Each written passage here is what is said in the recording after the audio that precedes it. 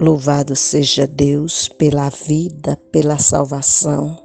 Louvado seja Deus por mais um dia que Ele nos acrescentou. Este é o dia que o Senhor fez. Alegremo-nos e regozijemos nele.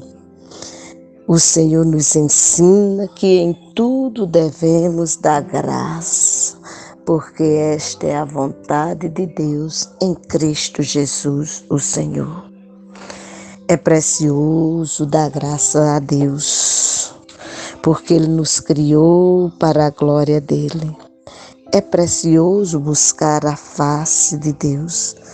Agora, nesse contexto de buscar a face de Deus, lembrem-se que nem sempre todos os momentos são momentos fáceis, pois quando a gente lê a palavra de Deus, em João capítulo 16, verso 33, por exemplo, nós temos a seguinte descrição: estas coisas vos tenho dito para que tenhais paz em mim.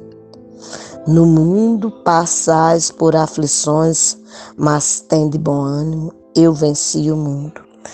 Esta colocação não é feita por qualquer um.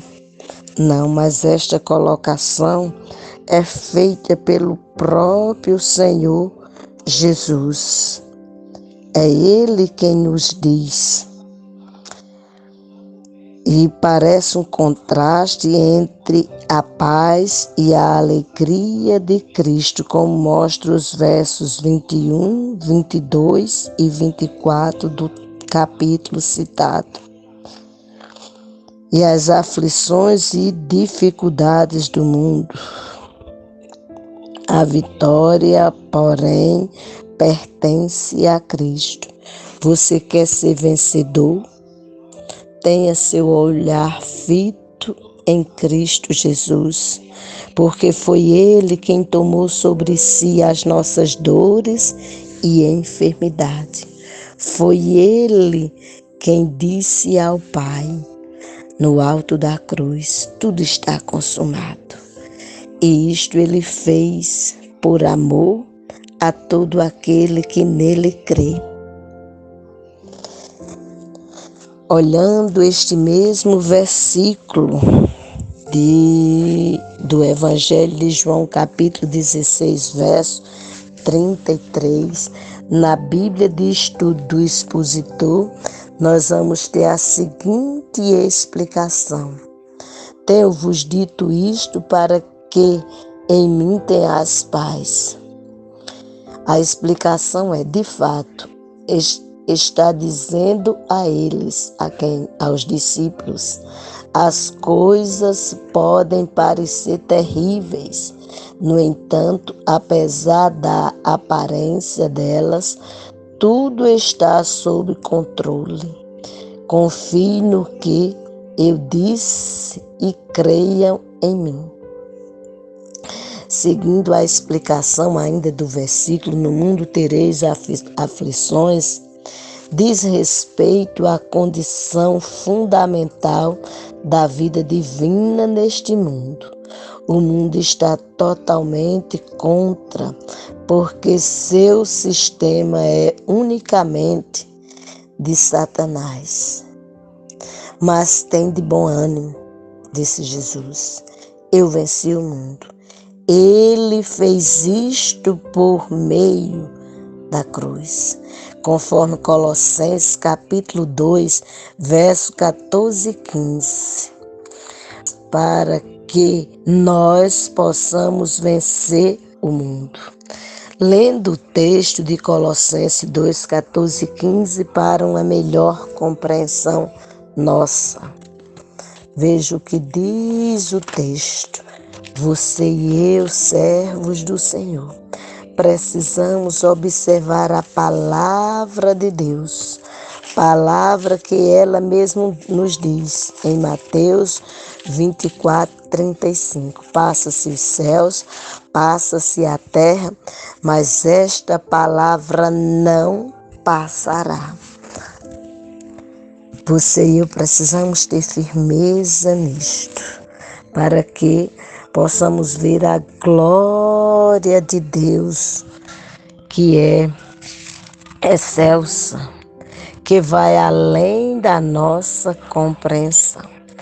Colossenses 14:15 nos diz: tendo cancelado o escrito de dívida que era contra nós e que constava de ordenanças, o qual nos era prejudicial, removeu inteiramente, encravando-o na cruz e despojando os principados e as potestades, publicamente os expôs ao desprezo, triunfando deles na cruz. Quem fez isto foi Jesus em o nosso favor. Veja o que nos diz em termos explicativos na Bíblia de Estudo de Genebra. Com relação à expressão tendo cancelado o escrito de dívida, em oposição aos elementos do legalismo judaico, Paulo aplicou esta dívida imagem do mundo comercial que comparava a lei a um certificado de dívida escrito pelas próprias mãos do devedor. Jesus havia nascido sob a lei, conforme Gálatas 4:4, e foi, portanto, sujeito às suas exigências e maldições. Na cruz, ele foi feito pecado por nós, conforme 2 Coríntios, capítulo 5, verso 21, e sofreu a maldição da lei contra a injustiça, como está em Gálatas 3:13. Na sentença da morte que pregou Jesus na cruz, Paulo via o cancelamento da sentença de morte que havia contra os transgressores da lei. Conforme Romanos 3, capítulo 3, verso 10 e verso 23, nós temos, como está escrito: não há um justo, nenhum sequer. No verso 23 diz: porque todos pecaram e destituídos estão da glória de Deus. No mesmo livro de Romanos, no capítulo 6, no verso 23, Paulo também nos diz: porque o salário do pecado é a morte, mas o dom gratuito de Deus é a vida eterna em Cristo Jesus. E isto nós recebemos não por vista, e sim por fé. Pois a palavra nos diz em Hebreus 11:6, que se alguém quer se aproximar de Deus, se tornar galardoado pelo próprio Deus, isto só acontecerá pela fé. Porque sem fé é impossível agradar a Deus. E no início do capítulo 11, define o que é fé. Ora, a fé é o firme fundamento das coisas que se espera e a convicção de fatos que se não veem. Ainda explicando o texto lido em Colossenses 14:15, com relação ao verso 15, nós vamos ter vitória sobre os poderes hostis em Cristo. Paulo escreveu ainda outra maneira na qual Cristo se mostrou superior aos princípios do falso ensino. Nosso Senhor conquistou todos os poderes iníquos. Diz o texto: e despojando, o comentário é: ao tirar o poder para acusar, conforme Zacarias 3:1, ou Romanos 8, do 33 ao 34 e o 38 desse texto. E Apocalipse 12, 10, você vai encontrar explicações a respeito do que Cristo fez em o teu favor, em o meu favor, em o nosso favor. Basta tão somente a gente crer. E já nos diz a palavra, se nós crermos, veremos a glória de Deus. Você e eu precisa crer para que a glória de Deus seja vista entre nós. Diz o texto que Cristo foi despojando os principados e as potestades.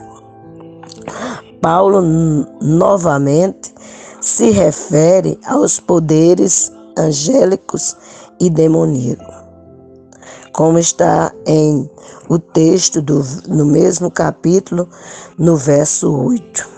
Mediante a morte de Jesus em favor dos pecadores, Satanás, que literalmente é o nosso acusador, foi despojado do seu poder para intimidar e controlar os seres humanos. A morte de Jesus retirou de nós o medo da morte e do julgamento eterno que o pecado merece e que a lei requer.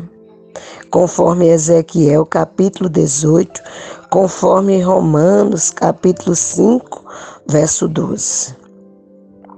Mas já no verso 8 de Romanos 5:8, a palavra nos deixa claro que Deus mostra ou prova o seu amor para conosco, em que Cristo morreu por nós, sendo nós ainda pecadores. Como está em Romanos capítulo 6, verso 23, vou repetir mais uma vez, para que se fixe na nossa mente que o salário do pecado é a morte, mas o dom gratuito de Deus é a vida eterna em Cristo Jesus, o Senhor. Hebreus 2, 14 e 15 também enfatiza a ação gloriosa que foi feita por Cristo em o nosso favor, isto de acordo com a vontade soberana de Deus. Embora a luta cósmica com Satanás e suas legiões continuará até o retorno do Senhor em glória, conforme 2 Coríntios 4:4, Efésios capítulo 6, de 10 a 18, que é o texto que fala a respeito da armadura de Deus, a qual o cristão precisa para que seja revestido de todo o mal. Também nós temos 1 Pedro 5:8. O poder do mal foi quebrado de modo decisivo e permanente pela morte e ressurreição de Cristo. Ele, além de ter despojado os principados e as potestades, ele fez isso publicamente. Publicamente ele os expôs.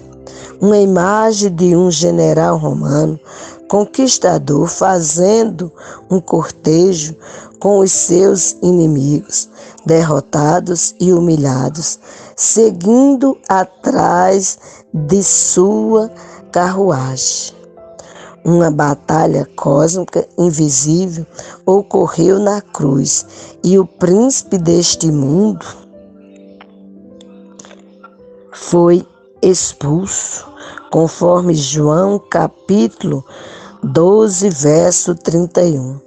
Atirado, conforme Apocalipse 12, 9. E preso, conforme Apocalipse 20, verso 2. Você também contempla a ação gloriosa dessa descrição em Mateus 12, 29 e em Lucas 10, 18. Você e eu estamos no mundo para glorificar a Deus. É assim que diz Isaías 43, 7, que nós somos criados para a glória de Deus. Mas a queda levou o homem a se afastar de Deus. Tornou-se um homem corrompido, agora escravo dos seus pecados. E a libertação só acontece através da ação gloriosa que Cristo Jesus realizou na cruz. Fora dessa ação não há salvação. Só a ação de Cristo, ou só através dele, é que o ser humano tem vida eterna com Deus. Por isso, você e eu devemos nos lembrar da ação gloriosa que ele, Jesus, realizou por nós, para que possamos exaltar e bendizer o nome do Senhor em todo tempo e lugar. Pois já nos diz a palavra em 1 Coríntios 10, 31, que quer comais, quer bebais, quer façais qualquer outra coisa, fazei tudo para a glória de Deus. Se o ser humano quer glorificar a Deus, ou seja, cumprir ou obedecer ao que a palavra descreve, este ser deve se colocar diante de Deus da forma como convém a santos, para que o nome do Senhor seja engrandecido e glorificado.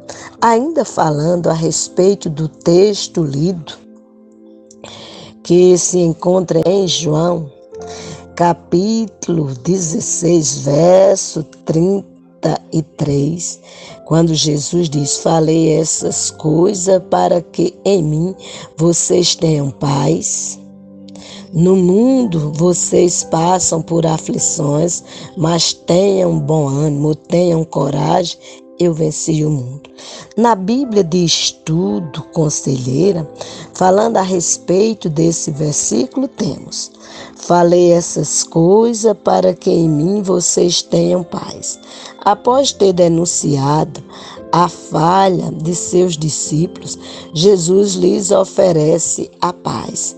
Só depois de aceitarmos a nossa fraqueza e de percebermos que Jesus já a conhecia o tempo todo, é que a paz pode repousar em base verdadeira. Essa verdade tem sido esquecida por muitos cristãos. Talvez por isso essa primeira frase do versículo não tenha sido tão memorizada quanto as frases seguintes. No mundo vocês passam por aflições, mas tende coragem, eu venci o mundo. É precisamente no meio das aflições, porque passamos neste mundo, que precisamos da paz duradoura de Jesus. Ele disse: eu venci o mundo. Observe que a fala de Jesus termina aqui. Muitos pregadores, de modo errôneo, acrescentam uma conclusão com o sentido de então vocês também poderem vencer. Mas não foi isso o que Jesus ensinou. Ele disse: eu venci o mundo. E só. Isso basta e significa: vocês não conseguem, conforme o verso 32 do capítulo 16. Eis que vem a hora, e já chegou, em que vocês serão dispersos, cada um para a sua casa, e vocês me deixarão sozinhos. Mas não estou sozinho, porque o Pai está comigo. É assim que diz o verso 32. Mas eu venci por vocês. Essa é a base da nova aliança. Jesus estava dizendo: coragem, não desanime. Eu já sabia das fraquezas de vocês. E é exatamente por isso que eu vou morrer. A base da paz está em Jesus e não em nossas conquistas. Com isso estabelecido, Jesus terminou o preparo de seus discípulos. Havia chegado a hora de interceder por eles junto ao Pai. Então, Jesus é quem se coloca em o nosso favor. Ele é quem vence o que nós não podemos vencer. É Ele quem vence as astúcias ciladas de Satanás. Você vai contemplar que a queda acontece exatamente porque Satanás induz a mulher a ela comer ou a ela desobedecer a ordem de Deus, comendo o fruto que o Senhor havia dito para não comer. Ela, além de comer, dá a seu marido e ele come. E assim se deu a queda, se deu a separação do homem com Deus. Mas no mesmo capítulo que aborda sobre a queda, também o Senhor apresenta a solução para essa questão. Ele disse à serpente que havia enganado o homem, que da mulher ia vir um que ia esmagar a sua cabeça. Esse seria o seu inimigo. E assim aconteceu na plenitude dos tempos. Jesus, o Filho de Deus, toma a forma de homem e, como homem, ele recebe sobre si as nossas dores e enfermidade. E no alto da cruz, ele diz ao Pai que tudo está consumado. No mundo teremos aflições, mas tenhamos bom ânimo, porque Jesus já venceu em nosso lugar. E nós assim recebemos tal ação pela ação gloriosa de Cristo Jesus, ou seja, recebemos a vitória e seremos apresentados a Deus sem ruga, sem mancha e sem mácula. Isso para que Deus seja glorificado no Filho e o Filho seja glorificado pelo Pai. Esta ação está para todo o que crê. Se você ainda não cria, agora você está tendo a oportunidade de crer e depositar a sua vida no altar do Senhor, através de Jesus Cristo, pois Ele é o único caminho. Ele mesmo diz em João 14,6, eu sou o caminho, a verdade e a vida. Ninguém vem ao Pai senão por mim. Você quer ser tido e recebido por Deus como filho? Eu te digo, o que a palavra declara, só em Jesus. Se você já é filho, permaneça firme e constante e anuncie as boas novas àqueles que ainda não conhecem, porque a ordem de Jesus em Marcos 16,15 é: ide por todo o mundo e pregai o evangelho a toda criatura. Quem crê e for batizado será salvo, porém quem não crê já está condenado. Creia e tenha a vida eterna em Cristo Jesus, o Senhor. Que o Espírito Santo de Deus, que convence o homem do pecado, da justiça e do juízo, possa assim realizar esta obra gloriosa em tua vida e você venha abrir a sua boca e confessar o seu pecado e clamar a misericórdia de Deus e assim ser restaurado para a glória dele e a alegria do teu coração. Esta É a nossa declaração mediante a palavra de Deus, que só através dela é que o ser humano tem vida eterna com Deus. Que Ele, pois, nos abençoe em Cristo Jesus, o Senhor. Amém.